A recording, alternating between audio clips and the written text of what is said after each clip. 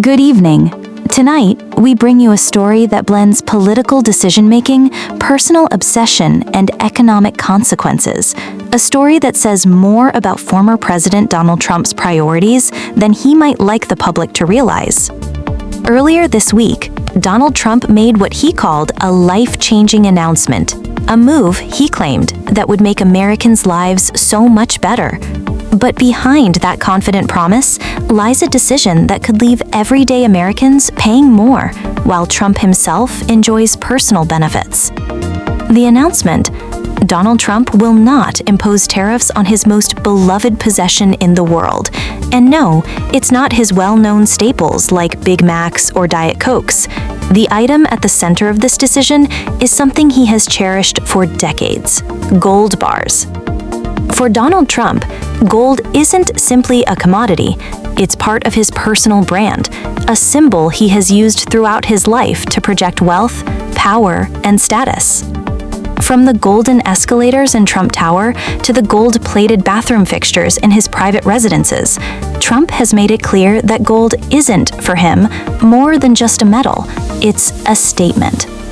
Reports during his presidency even showed that month by month, the Oval Office and other White House rooms became increasingly decorated with gold-colored accents and furnishings.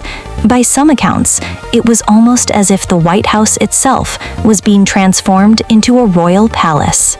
And now, as he looks to protect his personal interests, Trump has drawn a clear line. Gold is off-limits when it comes to tariffs. Meanwhile, the story is very different for other metals, the ones that actually drive America's economy.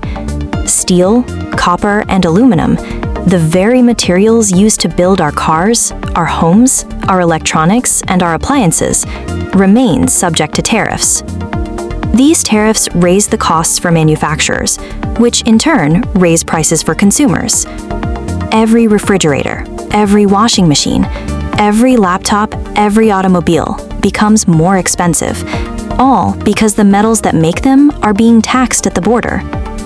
In other words, you pay more, while Donald Trump's gold remains protected. Why such a double standard? The answer may be as simple as this: Donald Trump has no personal stake in steel, copper, or aluminum. But gold is personal. It's what he surrounds himself with. It's what he believes signals success.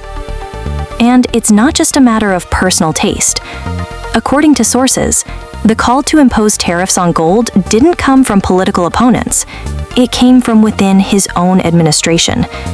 U.S. Customs and Border Protection reportedly warned that large quantities of gold bars were being brought into the country, suggesting that it could be a major source of revenue if taxed. They even hinted at the possibility of questionable cross-border activities, perhaps money laundering or smuggling.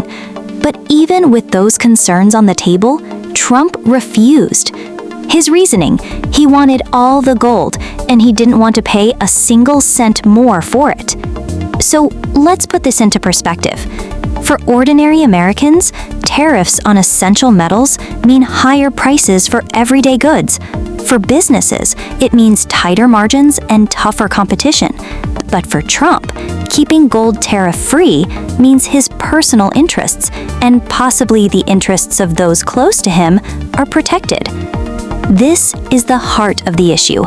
Tariff policies are supposed to protect a nation's economy and its people. Instead, in this case, they seem to have been shaped around one man's preferences, and those preferences shine, quite literally, with a golden glow. When you step back and look at the bigger picture, this decision is more than just about economics. It's about values, it's about priorities, and it's about a leader who has always measured wealth not in the prosperity of the people, but in the shine of the metal he surrounds himself with.